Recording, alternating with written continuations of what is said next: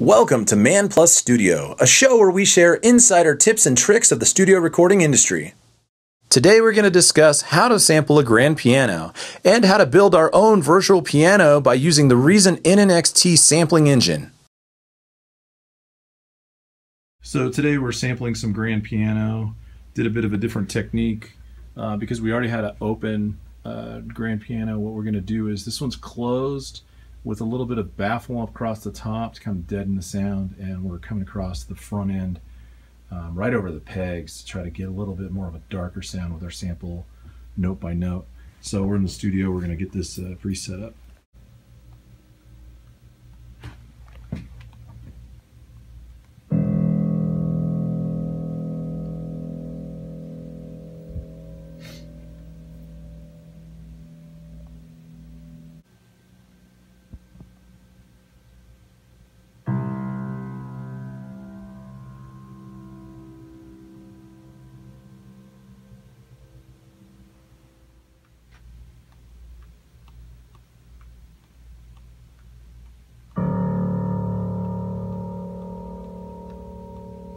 Here are our samples. They came in a little lighter than we expected to because I think you guys both kind of played them fairly light. But that's fine. We're gonna, it's gonna create a little bit of noise, but we're gonna go ahead and cut these up nonetheless. The first thing I want you to do is I want you to duplicate. We'll click right here in the menu right beside where it says piano. Let's go ahead and duplicate that. We're gonna duplicate the playlist so that, and we could just call it piano edits. We're gonna duplicate this playlist so that we have a backup copy. If we wanted to go back to the original, we could always go back to the original, because once we start cutting this up, things kind of get a little crazy. If we go to edit, you'll see that we have an option here where if we go down the edit chain here, you can see there's a separate clip on the grid, and then there's a separate clip at transients. So we do have two options here. The two options that we have to cut this up automatically is we can use the separate clip command here and tell it to separate at the transients. Or we can go to strip silence, which is a little more detailed. But if we go to this separate clips at transients, what it's going to ask is it's going to say, what's the pre-separate amount? And this is the pre-separate amount is the forward edge of the file. So the thing about this is that a lot of times, like in order to understand or to best choose what we're going to do with this, we have to remember what kind of instrument we're using. And since the piano, it is percussive, which means it has a faster attack, but it's not as fast as like hitting a snare drum, we probably want to give it a little bit of padding. My suggestion here is I'm already going to plan on having a 5 millisecond fade in for each file, so I'm going to plan to do some fade ins for each of these so they smoothly go into the file. So I want 5 milliseconds for that. I would probably, in addition to that, in terms of just making sure that the transient has a little bit of time to actually start the attack, because the transient mark it's going to choose is going to be the strongest point where the attack really starts to come in. I might want to buffer this a little bit more. So I think what I might do is I might just do I'm going to use 5 seconds for my fade, so I'm going to do it as a 7. So let's try this out as a 7. I'll just hit OK. So this is what it looks like. This is not the strip silence one. This is the separate at transients. And again, I did the 7 seconds. So separate clip at transients with the 7 millisecond, millisecond clip option, pre-clip option. So what we're going to do with this is the reason we chose to separate note by note, essentially at the transients, is because we need these separated out in a form that we can work with when we export these notes. So we're going to do a couple extra processes to these in order to get them to effectively represent the note better. Once I have these separated clips, I'm going to go ahead and delete the ones that are empty. So I just want to make sure and scan, are there any empty ones anywhere? So far we went ahead and used the separate command. So here's what we're going to do with these. A couple things we want to do. Now I'm not a huge advocate for normalizing. It's the process to which where the file, the peak at the file is moved to the 0 point, so the file is loud as it can be. but it's really beneficial for sampling, you know, because otherwise on your sampling engine, you're going to have to turn the master way up in order to get the most volume. Obviously, we need some here. The difference, though, being the way that we're going to do this is we need to normalize these not as a whole, but clip by clip. So we separated each clip first. So what we're going to do is triple click the whole thing so you have all of them highlighted. So triple click it, make sure you have it all highlighted. So just go 1, 2, 3, right? Get the whole thing highlighted. In the audio suite, you're going to go to an audio suite menu across the top. You're going to go to Other. Then you're going to go to Normalize. Now, there's a couple settings we need to change here in order to make this work. Before you normalize it, though, I would save it and duplicate the playlist one more time so that you have a backup to the pre-normalized ones. And then see where it gives you the title for the duplicate. Call it Piano Edits Normalized. All right, so we have these set. Titled, good.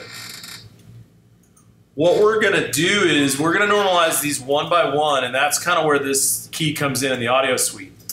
So first of all, there's two different elements you have to consider here before you even set the settings. Number one, where it says create continuous files, you have a couple of other options. You don't want to make a continuous file. Otherwise, it's going to take all the separations that we just made, and it's going to put these all back into one clip.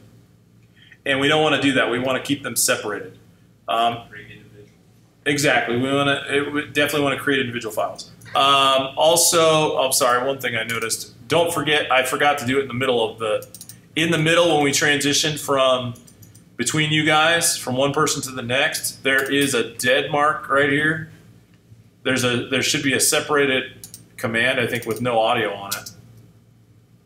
Yeah, make sure you delete any of those dead ones.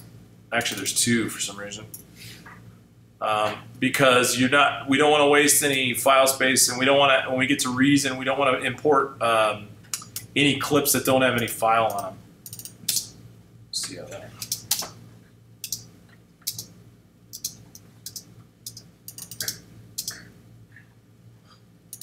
That's an editing process within itself. Got a lot of them.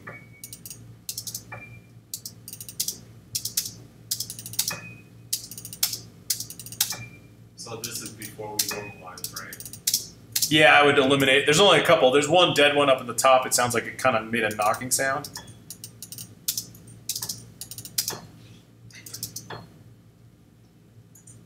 So anything that doesn't have a very large transient.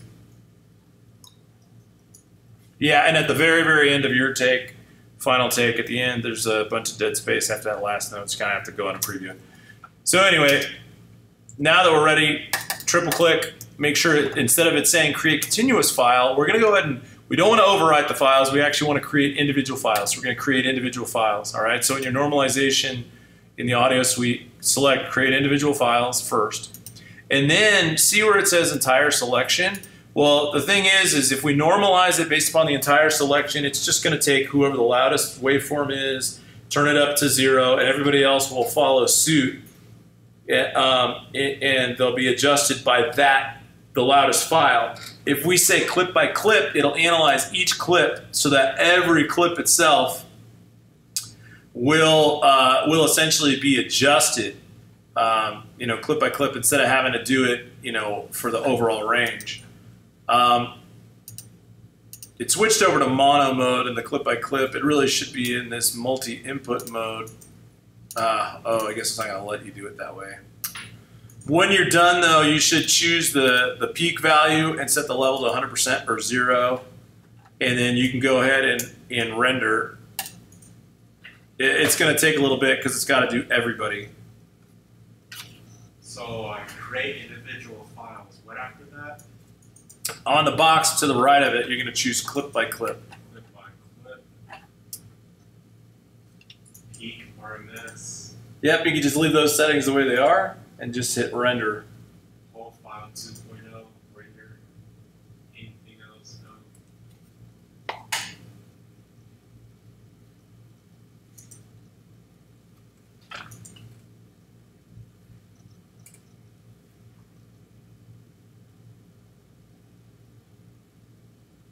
Now, when the process is done, this is what your WAV files should look like. Nice, healthy, strong, solid WAV files. Now, you're going to want to go ahead and save that. The next thing we're going to need to do, so this is kind of like the key. If we were to go look at the audio files folder now, what it should do if we set it up by date is it should have sorted these in order from one. So notice in my audio files folder from 1 all the way, well, it actually took 90, so we must have, I'm wondering if the Grand just has more keys. But essentially, if we preview these, I think the goal in this set order is to make sure that they all are in actual order by number. So let me preview these. Sorry. Number 2. Number 3.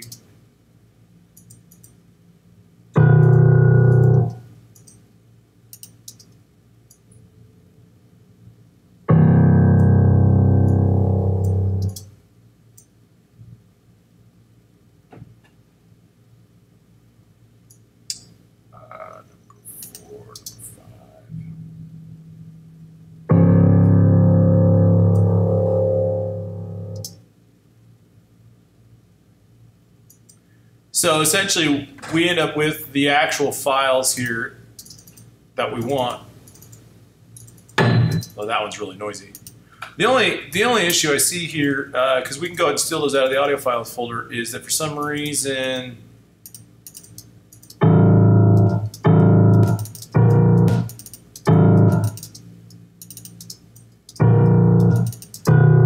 they're not queuing up right away. Let me see. We may have to go in and let's see, 1, 2, 3. Let me just see if this will help. I'm going to go and do a gain offset, but I'm not going to change anything. Create individual files.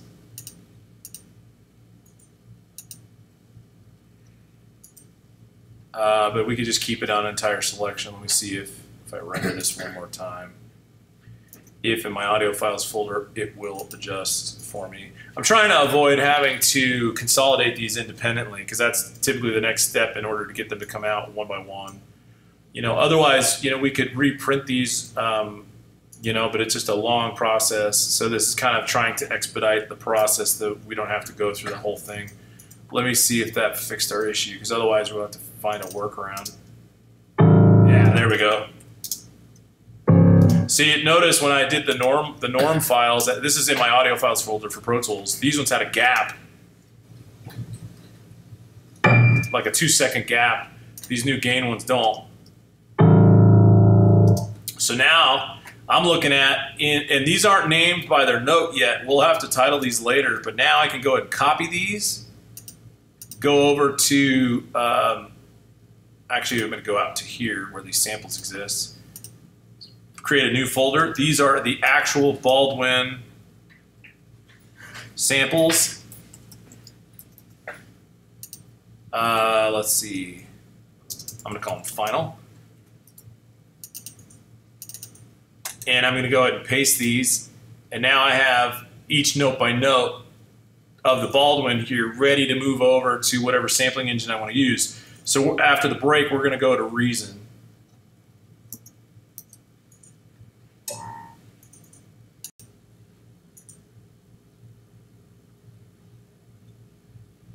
All right, so what we're going to do is we're going to load up these Baldwin samples into Reason. We're going to need the NNXT to do so. So go ahead and grab an NNXT and drag it to your rack. So with the NNXT player out, go ahead and open it up, right-click on it, and reset the device. So the first thing you need to do is you need to reset the device, okay? So reset device. Make sure that device says initial patch, which means it's empty, it doesn't have anything in there. So do that real quick. So right-click it and hit reset device. Now, the beauty of what we're about to do is that because it's numbered, those files that we were working with, if you look at them in the file folder, they're all numbered. It means that technically when we sort these by name, so if you, instead of, how we had them sorted by date, You go and instead hit name to sort them by name. They will fall in line in a numerical order, which means each of these notes will be in order.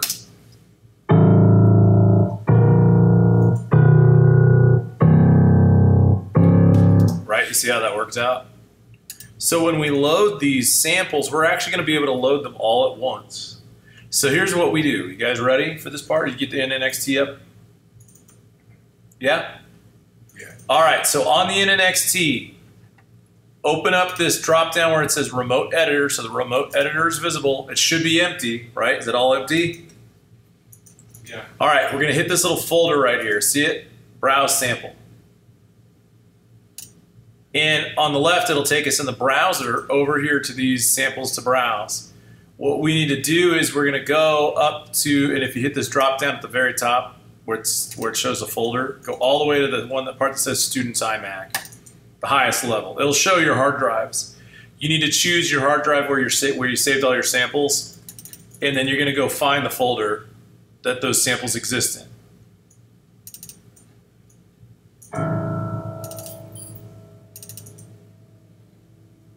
Oops, where did I put mine? Oh, here. Did I select them while we load? Yep, basically what you're going to do is once you find them, select all of them. You can click on it and hit Command A, and then at the bottom it says load. We're going to go ahead and load these. And it'll take a moment. It'll just load them all. Now, make sure you save after you process this because it gets a little heavy for the computer to do some of the stuff we're going to do in a second.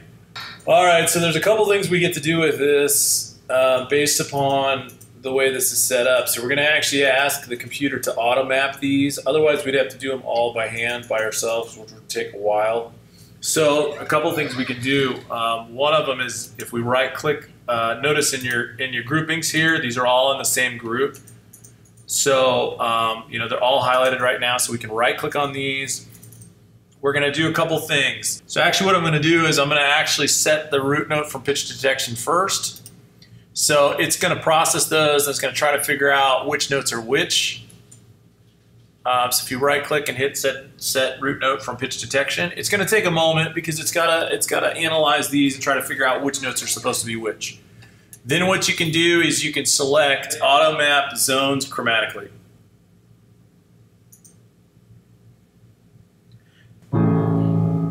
There it is. Beautiful Baldwin.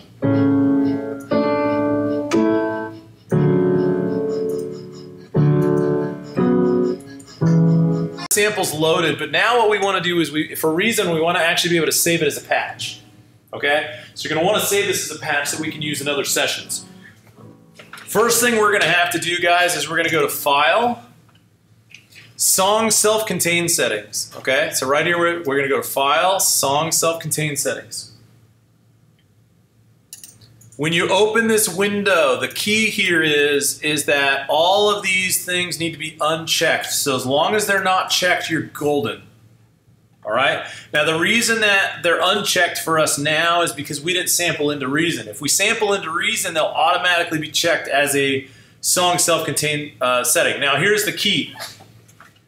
The key with this is if we leave them unchecked, we can save this as a patch. And what the patch is going to do is it's going to be loadable in any of our Reason sessions, but that patch is going to index or resource a folder of samples on the hard drive that you must leave in the same location, which means if you ever move that samples folder, it doesn't have anything to index and it won't be able to load the patch. Does that make sense? Yeah. So as long as you keep it in the same spot and you keep them together, you're golden. Downside to it is that means if you wanted to share your session with somebody and say, hey, check out my session or work with my session. You actually have to share the whole entire files and everything. Exactly. So those files have to go with it. If you self-contain them, which is what this box shows with all those check boxes, if you choose to self-contain them, what it'll do is it'll embed them all inside of a single Reason file. But the problem with it is you can't save it as a patch. So the good news is it's one file and you can share it and you can take it to other places. Like you can take it from here to home and not have to carry along with it the folder, the audio files folder for the samples. and then you can load it there and it works. The downside is if you were creating a new Reason session, you can't just load that sample or that patch that you just created. You know what I mean? So it's kind of better, to me, it's better to keep the samples in a sample folder. So my suggestion to you, you're gonna make a sample folder, make a master overall sample folder. Everything as you sample and grow and develop, you should just keep it all in that sample folder and carry it with you. You can literally save it on a hard drive and have that hard drive be just nothing but your samples.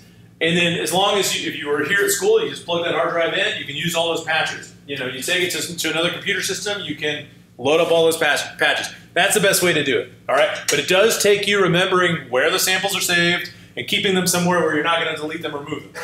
Cool? So we're gonna keep these unchecked. If these were checked, we would have to uncheck them. Yes, sir? So is there like a certain hierarchy that we need to have in our patches folder? Or? Well, what I like to do with mine is I'll do master samples. So like on my laptop, I have a master sample folder. Every sample goes in there. When we're done with this class, I'm going to take these samples and I'm going to load them into the master sample folder.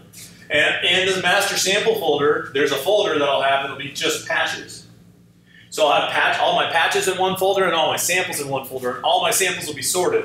Grand piano samples, string samples, guitar samples, anything that was sampled, drums, they'll all be sorted in those kinds of folders. As long as they all report to one giant folder, and it's best if the one folder has both the patch and the sample together, then you can just take that one folder anywhere with you. You know what I mean? Load it onto a hard drive, take it with you. You know, that's the best way to do it. So what we're going to do now is save your session real quick. So save your Reason session real quick. And then right here where this says... Oh, we click OK? Huh? Click OK or cancel? Oh, just click OK, yeah. Right here where it says Save Patch on the NNXT, see it right here? Yep. We're going to go ahead and save that. Hit Save. Now this is key. Don't save it where it tells you to, where it's like already automatically saving to. You need to go in and on your hard drive. I already have it on mine, which is why mine has that, because it says Reason Class Sessions and then Patches. But you're going to want to go in and make sure, because I have like my new spring here, my new sample folder. So here are all my new samples. What I'm going to do is I want to save this in a new folder. I'll call it Patches. Oh, although for some reason this one didn't. Hold on. We'll do this one. Patches. And then guess what? This is my Baldwin grand piano. Oops. And it's going to go ahead and save that patch, and now I can load it anywhere I go.